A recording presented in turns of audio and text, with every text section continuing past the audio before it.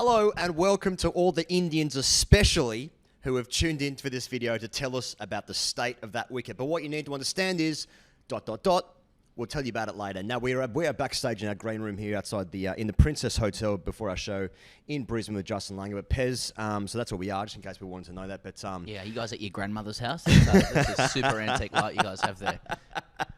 Hey, shut up about my grandma. We are talking about Australia's win of the first Test match of this series, I suppose. Whatever, 34 wickets in nearly 2 days. Fantastic day's play. And just like what people need to understand about the wicket, Pez. Tell them what they need to know. Oh, look. When teams get blasted out 34 wickets in 2 days, and let's say the second time ever in Australian cricket history that a Test match is finished within 2 days. Since 1932 was the first one. Since 32, DB and Bertie Ironmonger, all the Iron Gloves there. Yeah. They went through the West Indies from memory, rolled right through them on the field too. Oh, Shagger Ironmonger, they call him. Yeah, fucking shag. What you need to understand is that's a question of application. That's application. That's application with the blade. Yep. When it's done via seam bowling, that's application via the blade. That's what I need to know. And I was just really impressed with both sets of bowlers from both sides. It was one of the best displays of fast bowling from both sides I've ever seen. High skill. Really high skill. Because you look at the Australian side, I mean, they've racked up runs. Yeah, runs. Against the West Indies recently. In South Africa, less so. Yeah. And now it's a real blight on South African first-class cricket, isn't it? From the batting we've seen in this game. It's a failure. It's a failure on the red ball program of South African cricket, isn't it? And it's a real shame. You know, they're the second best in the world apparently, but not against our boys. On a very reasonable, true pace wicket. It was the GABBA. It was the GABBA. It's the GABBA. It's the GABBA. And the GABBA's one of those riddles and enigmas you cannot solve. Yeah. It's whatever you want. You know, Doss is on in the morning. He's saying it's nipping around. The wicket's true. It's browning up. It's thatchy grass. There's overheads. There's tinges. If it seems to spin. It seems to spins. Full value for shots. Full value. And what we like to think in Australia is that, you know, okay, apart from one team beating us in 2021, the thing about that GABBA is that, you know, it's not an air-conditioned, plush, wonderful ground. No. Not yet. It's not got 21st century accoutrements. You're not getting served oysters. No. It's not state of You're the not art. getting served. It ain't winning any architecture prizes. But that's what we love about it, because the people here are feral. And that means it's inhospitable. And I think that's why we won. Yeah, I think that's why we won. Mate, one thing I love about the Brisbane crowd is that, you know, Australian crowds, famously very educated crowds. Knowledgeable crowds. Very knowledgeable crowds. Always very knowledgeable about the game. But in Brisbane, if the opposition does something good, you don't hear a single round of applause. Fucking oath. You know, a player plays a fine cover drive, it's fucking definitely signed. You get a pin drop. Yeah, but if Marnus chases one to the boundary and reels it in, it's fucking... We are up and about. The winner is Sydney, you know. It's one Antonio Samaranch. There's a reference for the kids. Yeah, that's right. Keeping it real. I had the good fortune today, he goes, upon witnessing the disgrace. that wicket was actually fucked. It was fucked. That wicket was fucked. Yeah. To rewatch the Ahmedabad video. That we did? Now, what is the Ahmedabad video? The Ahmedabad video is a reaction we had after India, I believe, wrapped up victory also inside 2 days against India. Against England. Right. India, right. That's right. And Axar Patel ran riot. Johnny Bairstow was brooming. Zach Crawley was bowled first ball, etc. And it was a great conversation about shootout wickets. Yeah. Are they good? Yeah. And our ultimate reaction to my observation was that, no, that was fun. I've had a great time. That was quite fun. I've had a great time. There's a lot of cricket that's played that's pretty fucking boring. Yeah. And from time to time, it's just nice to have a bit of a shootout and just watch blokes fucking flail. 100%. You know? And if there's a hint of danger in the wicket, then you know I'm watching. Yeah. I'm tuning in. Exactly. You know, blokes getting bowled out for 15 in the Big Bash. There's fucking Australia's won that chase by wides. Yeah, that's right. Nokia conceding 30 wides. And for some reason that makes Rabada even cooler in my mind. You know, I'm not even going to let you win this off the bat. I'm going to bump you, I'm going to nick you off, and you're going to win by wides. There's not going to be a single one in your half, and if there is, it will still go over your head. Exactly. A little bit of a ridge, I reckon. It was fun. You know, it was fun. Watching, I wouldn't want anything to do with facing it. Wouldn't want to be anywhere fucking near it. No. In fact, I felt endangered just watching from the ground today. Right. But it was one of those. We were talking to Cal Ferguson, where the way the wicket was, it was so green that the ball was creating divots. And then the GABBA weather being what it is and the nature of the pitch, that wicket then hardens which means that the divots end up becoming kind of built into the wicket, Right. and then the ball hits the front of it, it goes up, Yeah. it hits the end of it, it goes down, and it's almost impossible to play. And so you have to say that movement is excessive. It's borderline dangerous. If that game went any longer, I think umpires could have reasonably said this is not fit for play. I mean, Australia has won the game despite giving South Africa the best time to bat in the match. The first innings. I was saying that at the toss. I thought, Cummins, you've given them an advantage here. It's best on the bat. He was just fucking with them. We'll still beat you. We'll still beat you. It's still a gift. I'm not.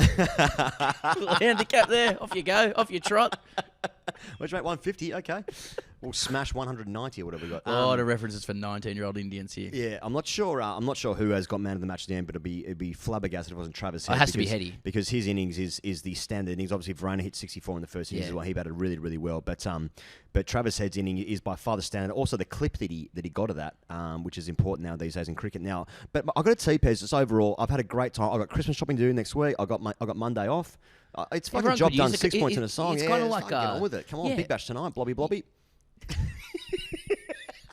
A couple of colours playing against each other. Yeah. Jerseys. That's what I'm. Jerseys. Come on, hey. You are. Oh, that's throwing. You know, you go into work, you look at your calendar, and there's a meeting in there. You go, oh fuck, I don't want a bar or this, and then someone just goes, oh, meeting's cancelled. You can have that time back. Yeah, that's what I feel like the Aussies and the South Africans have done for us here. Time back. And I think from Headies, like Travis Head, I think single-handedly saved the face of the Brisbane Q Raiders as well. Yes. But I really hope that he dines out on this innings, just to have absolute landmines everywhere. I mean, Travis Head's actually the form batter of the summer. I know Marnus and Smith have hit bulk runs, but Head's hit 100 and he's hit 290s, 199, tough runs, and they're tough runs, and he's going a good clip. I mean, it is career best form is the saying. And once again, the other bit that's missing in all of this is that Australians are reluctant to admit it, but Brendan McCullum and Ben Stokes have created a revolution when it comes to ways of winning cricket matches by speeding up play. Well, you can circumvent that by literally speeding up the game. You just get the fucking GABBA deck going, and we're winning games in 2 days now. This is a great advert. And I'd love to see England respond to that.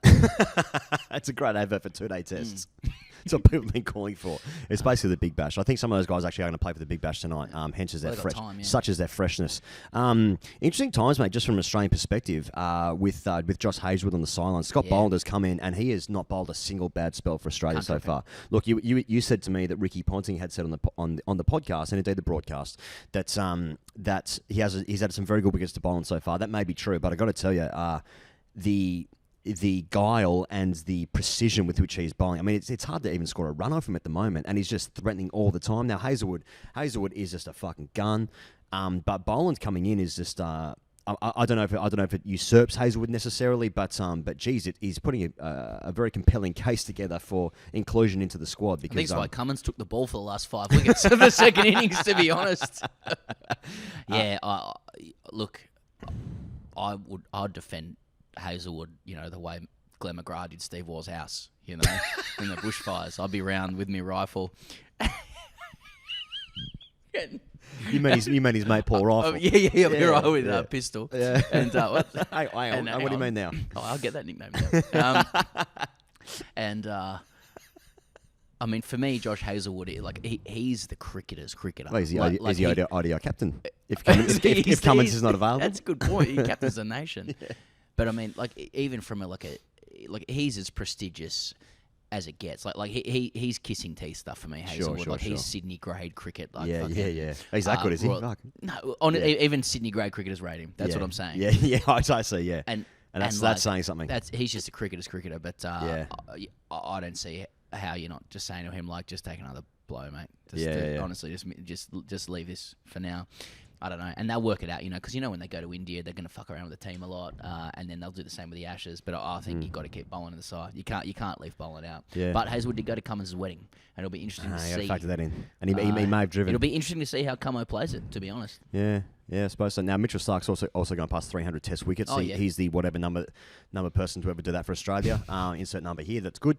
6 or 7 or some shit. Whatever. Doesn't really matter. He's there and thereabouts with Lee and McDermott. Yeah, it's fucking really good. Good stuff. I mean, he's hitting stumps. The pace is good. The rhythm is good. There's obviously a testament to him playing a lot of red ball cricket. That being the premier one for him. We sort of like that as traditionalists in Australia and conservatives.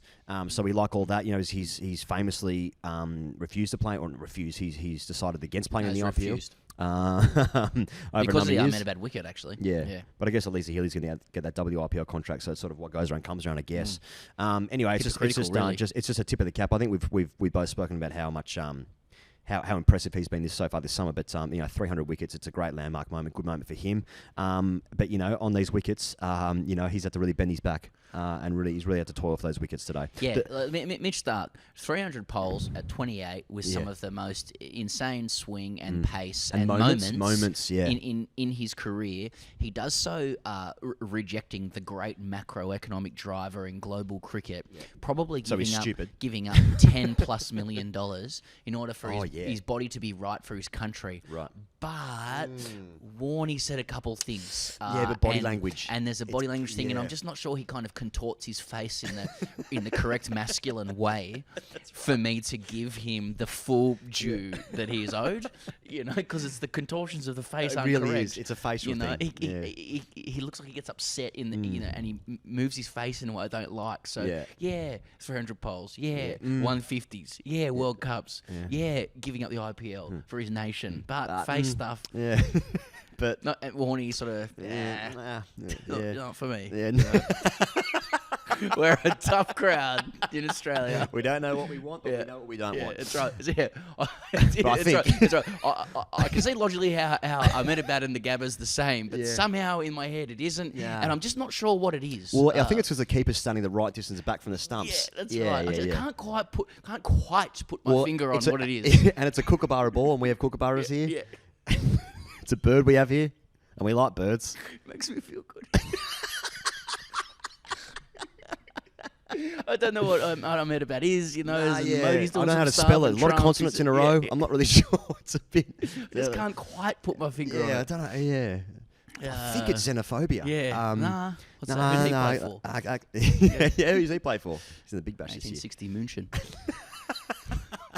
The ball that Starc gets Van der Dussen with today, Van der Dussen misses that by the best part of 15 centimetres, which for an international player, they don't miss him that much. Yeah. But then I was thinking South Africa, really? And I was like, just look at all the rest of the wickets. I mean, Irve gets a fucking snorter from Cummins.